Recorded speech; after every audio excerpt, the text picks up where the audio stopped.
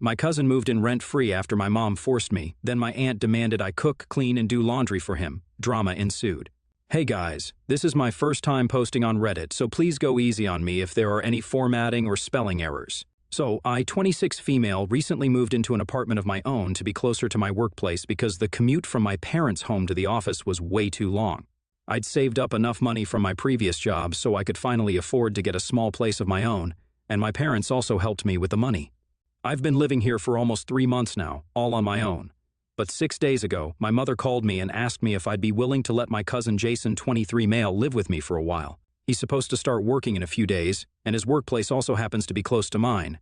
So my mother told my aunt, her sister, that he could live with me and save a fortune on rent for the time being. My mother does tend to go above and beyond when it comes to her family, and it's usually my dad and I who get caught in the crossfire of her decisions.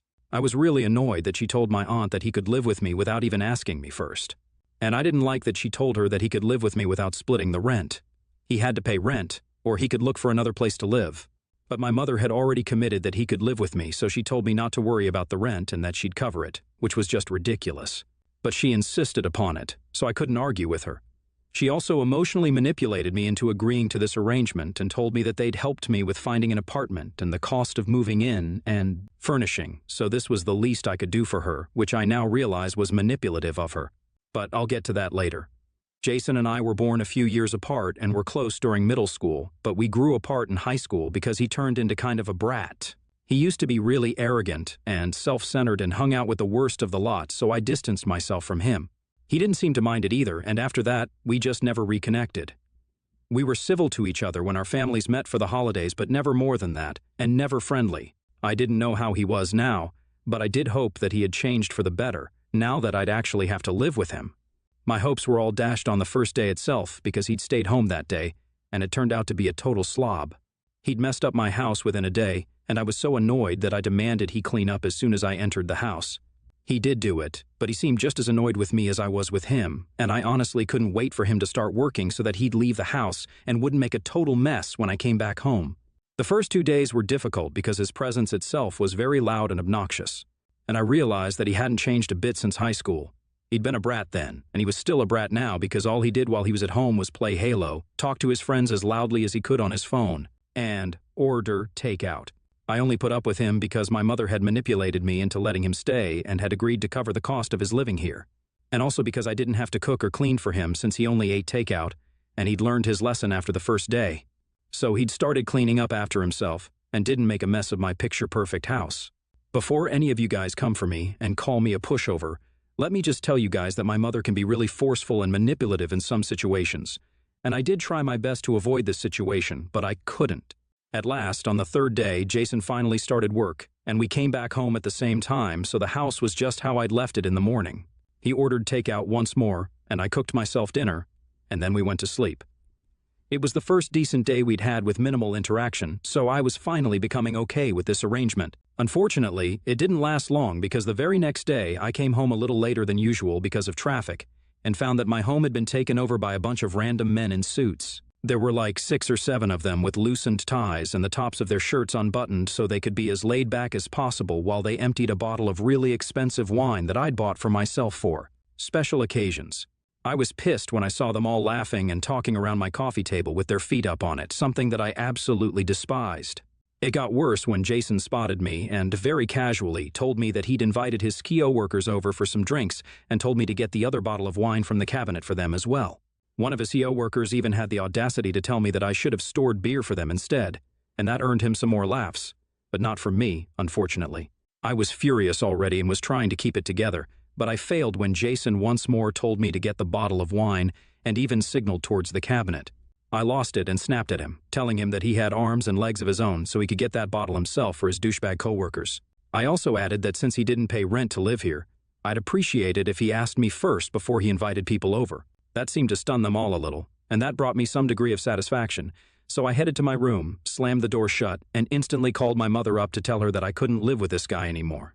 He was a slob, but I could still forgive that since he had started to be mindful of it, but this was just disrespectful to me, and I couldn't take that even if she did cover his share of the rent. My mother got really emotional and told me that she couldn't just let me kick him out because that would effectively ruin her and my aunt's relationship forever. and yet again manipulated me into letting him stay in spite of his ridiculous behavior. She said that I'd done enough by snapping at him in front of his friends, so she guilt-tripped me a little as well. I decided that I wouldn't apologize, but I wouldn't kick him out either, since my mother promised that I'd only have to put up with him until the end of this month. After he received his first paycheck, she talked to my aunt and make sure Jason moved out so I could get rid of him. I didn't like the thought of having to stay with him for an entire month, but again, my mother was being so pushy and slick that I ended up agreeing to that as well. Jason and I didn't speak after that incident, and I barely saw him because he'd shut himself in his room as soon as he came back home from work. This went on for 2 days, and today I received a call from my aunt. I'm assuming that neither Jason nor my mother told anyone about the incident because my aunt didn't ask about it. Instead, she had another outrageous demand to make. She wanted me to cook for her son, do his dishes, and do his laundry. He'd mentioned that I only cooked for myself and did my dishes and laundry without even asking him if he needed my help with it or not. He told her about this when he'd first moved in with me, like after 3 days of living with me, and it had been bugging her a lot because she didn't think her son was experienced and didn't want him overworking himself or falling sick from all the takeout. She explained to me that I'm older than him, so I should be looking out for him, and that included doing things that her precious son wasn't used to doing while he was living with them. Honestly, I was a little flabbergasted when she was telling me that I needed to cook and clean for him and then explaining why I needed to do these things for him. It was crazy how she expected me, a working woman, to babysit and spoon-feed her adult son like he was 13 and not 23. Actually, let me take that back. Even a 13-year-old would know these basic life skills, and it was literally insane that she expected me to do this for her son. So, I snapped at her as well and told her that she didn't expect me to look out for him, but instead to look after him like I was his mother, which I wasn't. She could either take him back and give him the king treatment, or she could deal with this and let her son learn just as I had. As expected, she didn't take that kindly and started off on a sermon about how to be a good sister and that I should be protective of my youngest siblings just like my mother is, instead of being so arrogant and acting like an activist. In her opinion, her son was a really sweet boy. That's what she actually said to me, and I'm quoting her right now, and deserved to be looked after well. So I decided to burst her bubble about her son being the perfect little boy and told her about the incident with the wine the other day. I told her that not only had he been disrespectful of my right to privacy in my own home by inviting his friends without asking me first and then opening up my bottle of wine, but he'd also insulted me by demanding that I bring him another bottle when they were done with the first one, as if I was his personal maid and not the owner of this house. I know, technically I'm not exactly the owner, but you all know what I mean. I thought that this incident would at least knock some sense into the woman, and she'd acknowledge that maybe her son wasn't as perfect as she thought he was. But, of course, I was wrong. Instead of reflecting on her son's behavior and accepting that he'd been rude and disrespectful, she demanded that I issue a public apology because I'd insulted him in front of his friends by refusing to get him that bottle of wine. She said that I should have just sucked it up and got him the bottle to avoid any drama in front of his friends, and I could have discussed his behavior with him later privately and in a more civil manner, but I chose to humiliate him instead. She said I needed to apologize to him publicly and make sure that his friends who were present there that day also saw that apology, like they'd seen me disrespect her darling son. I told her I'd do no such thing and that she could take her son and leave me the heck alone now, and I made sure that I brought that up since it was my mom who was paying his share of the rent. Her son had better show me some respect because he was living here for free. Then I hung up and muted her because I was not interested in dragging that conversation on any longer. I'd already wasted my time trying to explain to my aunt things that were way beyond her anyway, and she'd proven that she wasn't capable of understanding them at all, so I might as well quit while I'm ahead. I'd already mentally prepared myself to call my mother and tell her that I didn't want Jason living with me anymore. But before I could call her, she called me and started yelling at me because apparently I'd ruined her relationship with her sister. I didn't understand what she was referring to, but then she clarified that apparently what I said about her paying Jason's share of the rent meant that I'd never actually agreed to let him live with me voluntarily, and that I wasn't treating them like family. This had led to a fight between them, and my mother was blaming me because for some reason this was supposed to be my fault and I should have known to keep my mouth shut when it came to her and her family. I didn't agree with that at all, and I fought with her as well because it wasn't my fault that she'd forced me to take my cousin as a roommate when I clearly didn't want to. She's the one who forced and manipulated me into doing it, and now she was mad that I told my insufferable and entitled aunt the truth. Even after I told her what my aunt had said to me, she wasn't ready to hear it and insisted that I'd been very selfish and hadn't thought of how this would reflect on her and how this would affect her relationship with her sister. I tried to explain to her why I did what I did, but after one point, it just felt like we were talking in circles, and there was no point in trying to get her to understand my side of things as well. So I hung up in the middle of her rant and haven't gotten back to her since. I've always loved my mom, but she's way too pushy when it comes to her family, and I'm 23 now. I can't keep dealing with this, especially not when it comes to Jason and my aunt, who are both equally insufferable. I do feel like I overdid the part about Jason living here rent-free, since it's not like I was losing out on anything. My mother had agreed to pay, but she just wanted me to keep it a secret. I think that's the part that I do regret. I shouldn't have rubbed that in their faces so much because that wasn't entirely fair. AITA for insulting my cousin by saying that he was living with me as a roommate for free in front of his friends, even though my mom was covering for his share. Update 1. Hi everyone. Thank you to everybody who commented on the original post with advice. Not so thankful for the people who are calling me a pushover and all sorts of other things, because I think I explained the reason why I gave in to my mom's demands at all. She brought up how she and my dad had helped pay for the apartment and the furnishing, so I owed her one, and that's why I'd allowed Jason to stay here with me. She's also really manipulative and bossy when it comes to her family, which I think I've already elaborated on, so I don't know why there was such pointless negativity in the comments. I get that I should have been more assertive, but I'm sure there are better and more helpful ways to let me know about that. Anyway, it's been almost 3 days since I posted here, and Jason left that very day after my phone call with my aunt. He didn't even talk to me or anything, but once he came back home from work, he packed his stuff up and left without a word. I'm sure he left because my aunt told him to, and I'm glad that they had that conversation and decided that he needed to get out of here because that's what I wanted anyway. I don't care what their reasons are, I'm just happy he's gone because I don't need a grown and entitled man-child and his equally entitled and delusional mother bugging me for the next couple of months. I've also spoken to my mother about it. She wanted me to post that public apology and apologize to my aunt as well for the sake of their relationship. But I told her to go to hell and that I would be doing none of those things. I didn't care about how it turned out for her at this point because neither did she. She was willing to force her own daughter to apologize for something that I shouldn't even have to be sorry about. But she wouldn't just take a stand against them for my sake. I know what her priorities are, and I'm not interested in fixing any relationships anymore. Everyone can go to hell for all I care because this meaningless drama is not my cup of tea. So, I've told my mom not to contact me unless she decides to change her mind, and because of that, we haven't been on speaking terms for 2 whole days now. And probably won't be either for the next couple of weeks, unless she miraculously changes her mind and apologizes to me.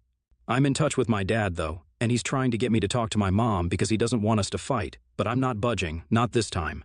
I did the right thing, and literally, everybody knows it, so I don't see why I'm the one who has to apologize to anybody. Update 2. Hey, so it's been a week now, and I haven't spoken to my mother in a while, but my dad continues to check up on me every day. This morning, he called me before I left for work and requested me to come home a bit early since my mother wanted to meet me. So I did that. My parents arrived around the same time as I came back home, so I expected my mother to at least greet me or be nice to me when we met in the parking lot or when we went up together to my apartment in the elevator. But she was ignoring me and refused to even glance at me like I wasn't even there.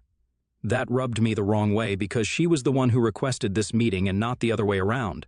So she couldn't just pretend like she didn't want to talk to me when she's the one who made me come back home early for her. My dad also looked awkward and embarrassed, so he didn't see this coming either. But with my mom, it's rarely predictable, so I don't blame him. Even after they were seated on my couch inside my house, she refused to speak to me directly and was trying to whisper whatever she had to say to my dad so he could pass the message on to me. That's where I draw the line because that's really disrespectful. So I yelled at her to talk to me directly if she had to say something instead of trying to get on my nerves like this. We then had an argument yet again about the same thing, my behavior, and how I'd become more arrogant and selfish after I got a well-paying job and started living on my own. Then, once again, she told me that this behavior wouldn't fly in this family and she'd come here to tell me for the last and final time to apologize to my aunt and my cousin. Or she'd make sure I was ostracized from the family forever. I can't even put into words how much that pissed me off, and even thinking about it right now makes me so bloody mad. I told her to get the hell out of my house at that point, but she brought up how she'd helped to pay for things, and this wasn't entirely mine. I was about to tell her that I'd pay her back if that's what she actually wanted, but she had to leave right now. Before I could say anything, my dad finally intervened and spoke up. He told my mother that she couldn't keep using that against me whenever. It was convenient for her because it was his money that went into it and not hers. So, all along, my mother had just been leading me to believe that she'd also made some contribution, but she hadn't. She just wanted to manipulate me by playing that card again and again. I'm disappointed, but if anyone would be capable of playing such disgusting mind games with their daughter, it would have to be my mother without a doubt. My parents had a bit of an argument when my dad supported me, but after about 15 minutes, both of them left, and my dad even apologized to me for wasting my time. He was also pretty pissed off by then, and so was I, so the meeting didn't end on a good note like I'd expected it to.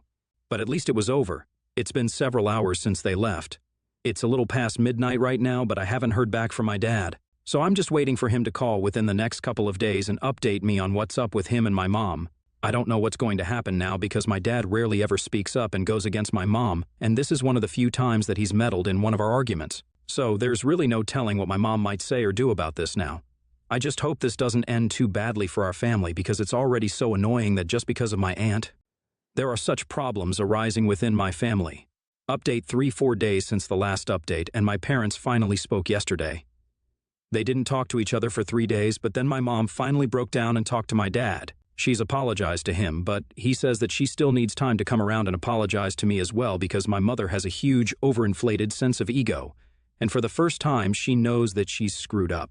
It's fine though, she can take her time because right now I'm just trying to focus on work since I've taken on a new project recently, and it requires me to stay back late for a couple of days to get a head start on the progress. Surprisingly enough, Jason also texted me last night and apologized for the way he'd behaved while he was living with me, and said that it was totally unacceptable on his part. He can't get his mother to see that she's wrong, but I hardly care about my aunt.